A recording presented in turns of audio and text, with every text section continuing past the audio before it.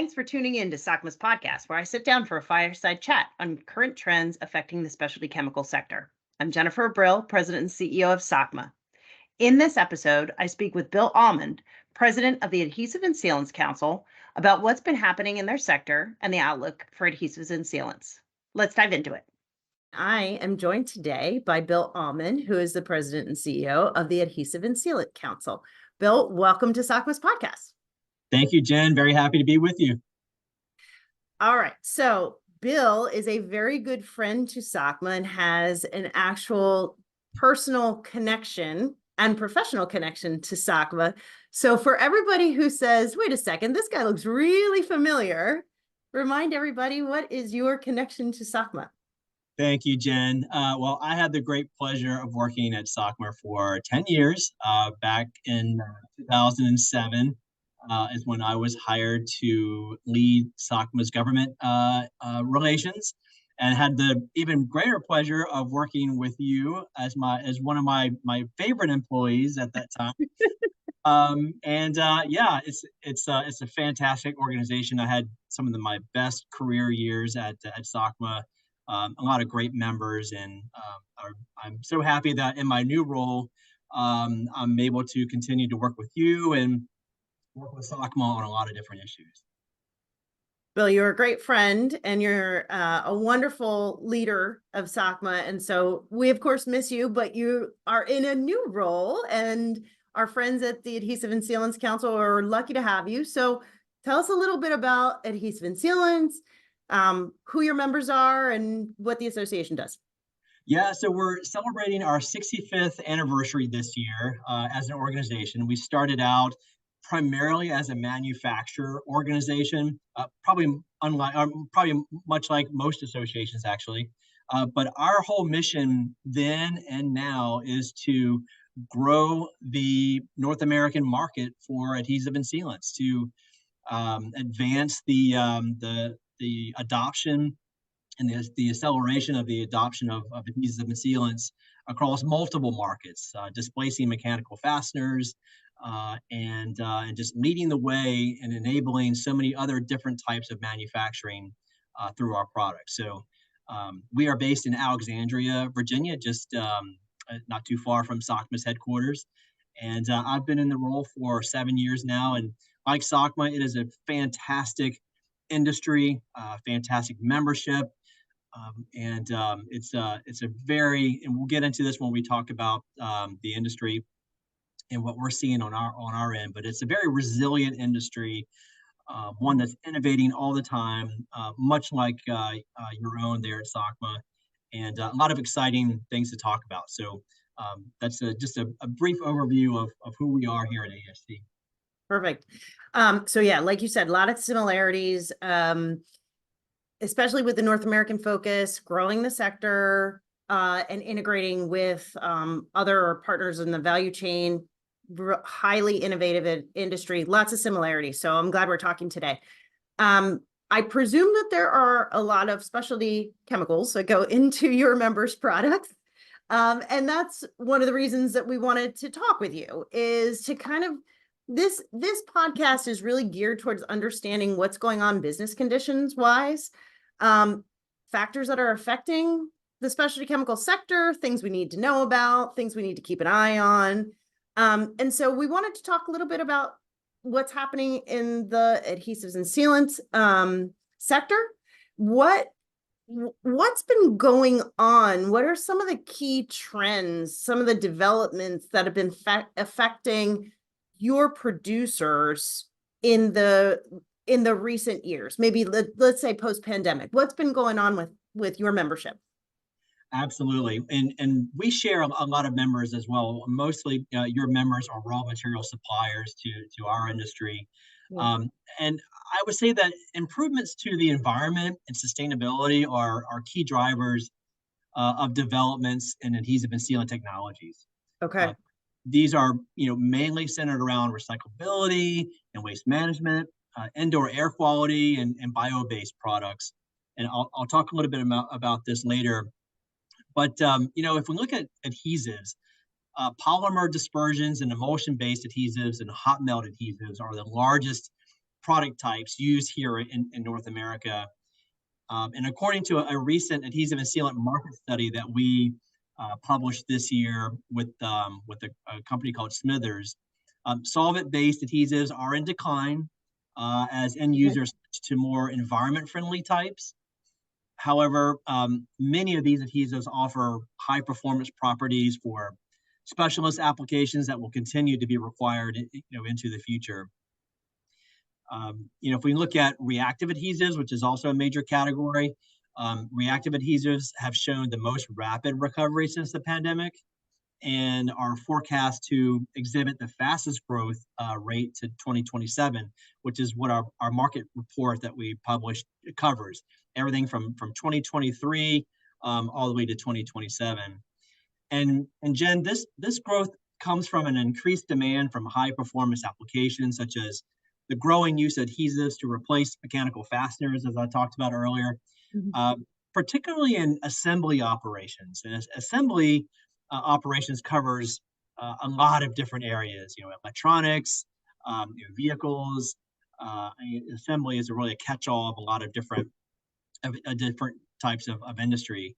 I'd say that natural polymer-based adhesives have also shown a strong growth since the pandemic, and are also forecast to continue to grow to at least 2027 from an increased demand for sustainable materials. So that gives you a little bit of a look into adhesives. Looking at the other side of our focus, which is sealants. Yeah. Silicone and polyurethane sealants are the main product groups here in North America, as waterproofing and water, are key requirements for many sealant use applications. Acrylic-based sealants are also widely used as they offer a sort of a general purpose, a low-cost option for a variety of applications. And then lastly, I'd say that sort of oil-based and polyvinyl acetate sealant demand, has been sort of static since the pandemic. But they are forecast to see a little bit of growth, not much, but a little bit of growth over the next 5 years. Okay, so that's a lot of insights from your report and really good trajectories that you can pinpoint there. But so tell us about where those trends are coming from. Are they mostly coming from consumer demand? Is that what's shifting and changing some of the market sectors and where your companies are starting to really gravitate towards? Is it more governmental? What's the shift? Is it more consumer and performance based? Well, because adhesives are used in a lot of consumer applications, our industry is very attuned to consumer changes, new and developing consumer preferences. So yeah, a lot of the innovations are driven by the consumer, in some cases by regulatory as well. Yeah. But if we focus on the consumers first, there is increasing demand from consumers and brand owners to improve their environmental credentials for greater use of sustainable materials and the products that they buy or they make. So consumers are becoming more willing to purchase products from companies that demonstrate their commitment to the environment. Everything from from sourcing, how a company sources, how they manufacture, and on the end of life impacts. And if we look at brand owners, the major brand owners, they continue to seek green commitments from their suppliers that they can incorporate into their own corporate environmental policies. So this is just one example of how consumer preferences do change the approach of some of our members and their products. But to be clear, ASE is agnostic on adhesive technology or the raw materials. We promote adhesives of all types. So it's bio-based is a trend, and more sustainable products is definitely a trend, and a lot of our members are already providing products that are more sustainable in the marketplace, with many others who are also considering that as well.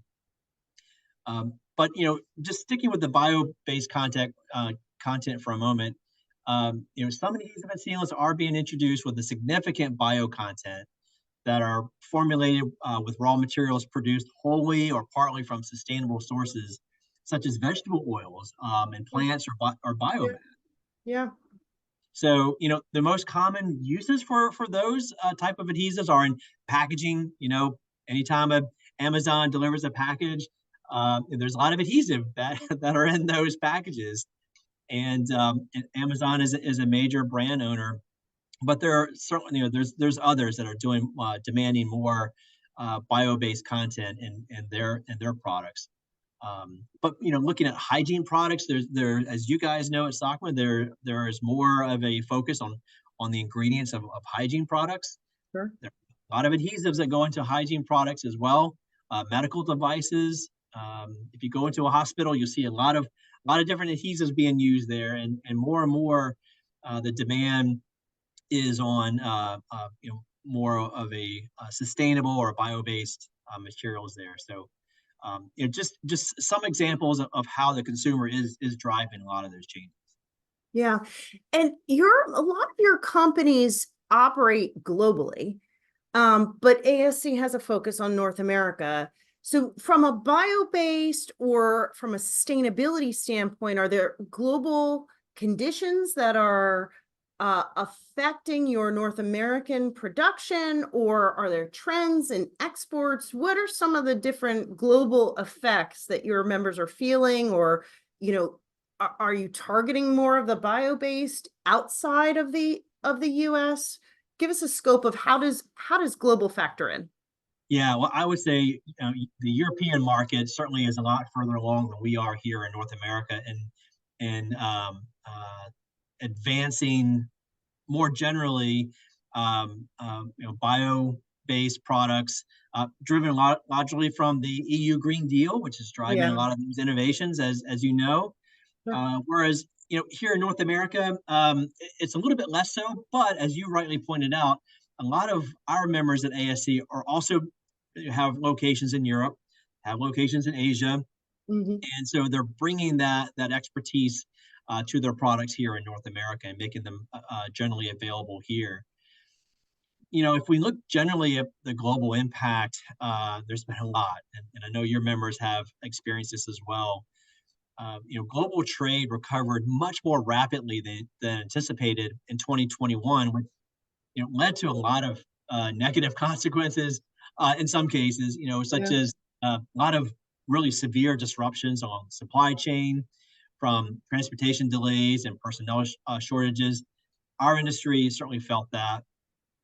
And as a result, the disruptions inevitably led to tight supplies of raw materials and components, packaging, and finished goods.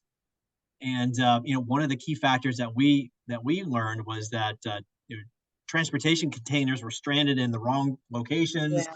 which Yeah. created a worldwide shortage that had an impact on the transport of raw materials from goods, particularly by sea. And so Hmm. we certainly experienced that, and then we had a shortage in drivers and transportation uh, from Yep. um, COVID. And then one of the big things that we experienced, Jen, was that Winter Storm Uri. Who can forget Winter Storm Uri?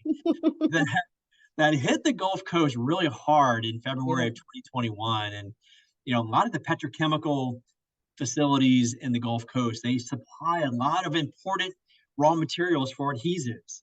Yeah.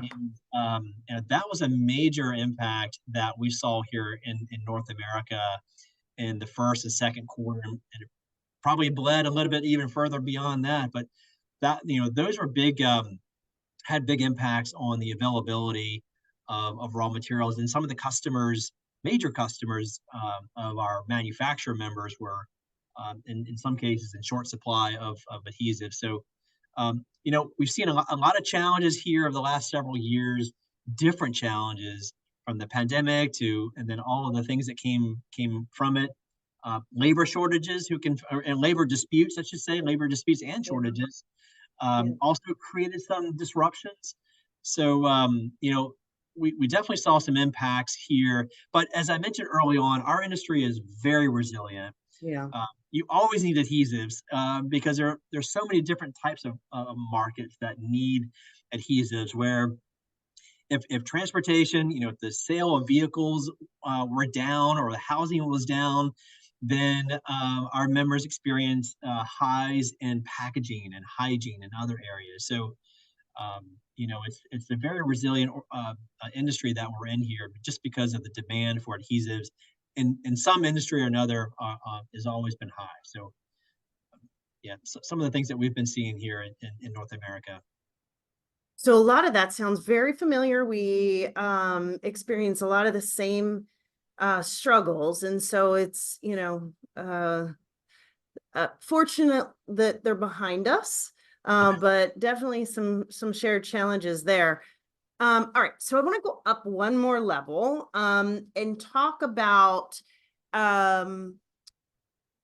macroeconomic or geopolitical triggers. Anything you're watching. We talked about supply chain. Is that something that you talk about internally? Do you anecdotally hear this from your members? Some things that make them anxious, some things that they are saying, if this turns around, housing shortages, if interest rates come down and the rate of home ownership goes up again, then we're projecting some resiliency or some increases then in our sales.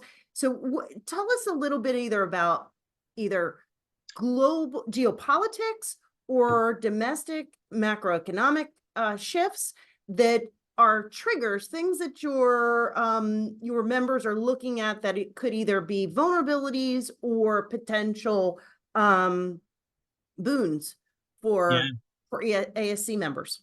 Of course. And I think to address that question, I think I'd have to go back to, again, some of the lessons learned from the pandemic. It really highlighted the potential risks in relying on one major manufacturing center, such as China. Yeah. The country's zero COVID policy has potentially caused additional damage to the country's reputation as a low cost, reliable global supplier with these intermittent disruptions to production and distribution, which has affected global supply chains on a very significant level.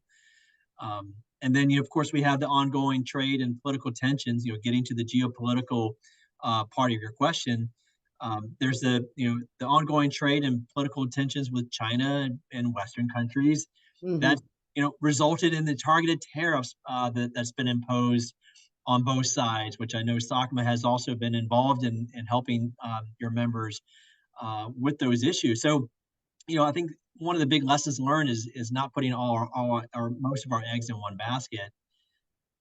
The chemical industry itself has been one of the leading investors in production capabilities in China, and our industry, the adhesive and sealants, we rely heavily on China for a wide range of the base and specialty chemicals that are used in our products. But it's more difficult to build up a production infrastructure for chemicals to compete with China than for some other products. So there's only a few countries that may be able and willing to make these investments, as chemical production is an energy intensive process, as we know, which requires a reliable and cost effective energy supply, which not all regions of the world have access to. And let's not forget about India. India is set to become a major global manufacturing hub, with investment being encouraged through support measures such as a low corporation tax, incentives, investment incentives, preferential allocation of land, and increased government infrastructure spending. So they're seeing a lot of advantages here, and I think that all of these are expected to drive capital investments in manufacturing and major end user industries, such as construction, textiles, automotive, and even consumer durables. So that, a lot of opportunities will be opening up to them. And I think this would be beneficial to India's established chemicals industry and could drive further investments in the industry, particularly in the production of a wider range of specialty chemicals. Looking a little bit closer here at home, here in North America, Mexico's chemical industry offers a major opportunity as a near-shoring supplier to the U.S. and Canada. Their transportation costs are about 50% lower and 80% faster than from Asian countries, and that's one thing that we've talked about in our conferences and our different events. Output from the Mexican chemical industry has fallen about 30% in the last 10 years due to a declining supply of feedstocks, such as natural gas and ethane, and they have high regulated energy costs. But Mexico has large natural gas reserves and is implementing a refinery improvement plan. Doing a lot of the things that they need to do to bring investment back. Yeah.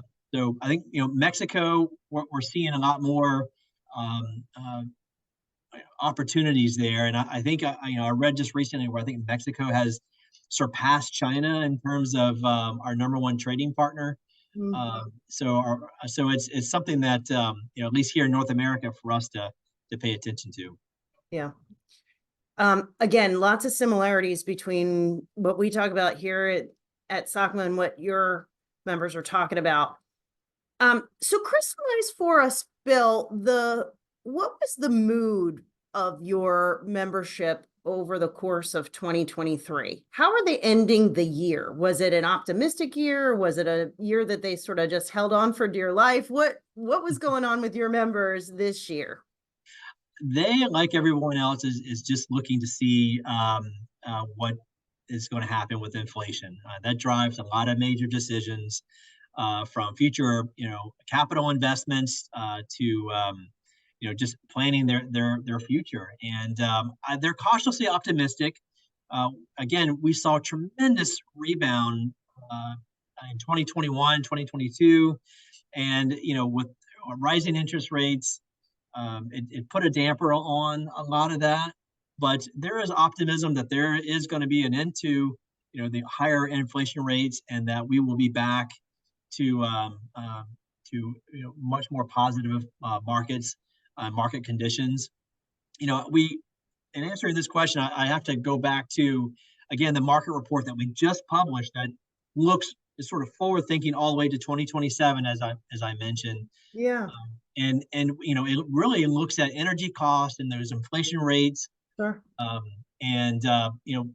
With some of those challenges, higher energy costs and higher inflation rates, demand for adhesive and sealants in North America, did decline somewhat. I mean, still very positive, but our growth forecast between now and 2027 is an annual growth of about 2.8% in volume and about 3% in value. So, and interestingly, sealants are forecast to grow more strongly than adhesives. Interesting. Over the next 5 years. So it's slight. Sealants are forecast to grow at about 3% in volume and 3.4% in value. Any insights there on why the difference? Yeah, I think building and construction certainly will. We all hope will Rebound. Come back. Will rebound, and there's a lot of sealants that go into building and construction, of course. Also with vehicles, vehicle production and vehicle manufacturing as well. So I think some of those are driving some of the optimism and the growth forecasts for sealant. And Bill, we've talked about your Outlook report several times. So tell us, if somebody wants to get a copy of that, how would they do that? Just visit our homepage, our website, ascouncil.org, and it's in our store section of our website. So if you go to the webpage, you'll see across the top the ASE store, and you go in there. There's a lot of information, a lot of background about the market study without having to purchase it. Of course, we would love for your members to do so. It really is a deep dive, quantitatively and qualitatively about the industry and what to expect. Market trends, much more than I mentioned today. Market forecasts by technology, by chemistry.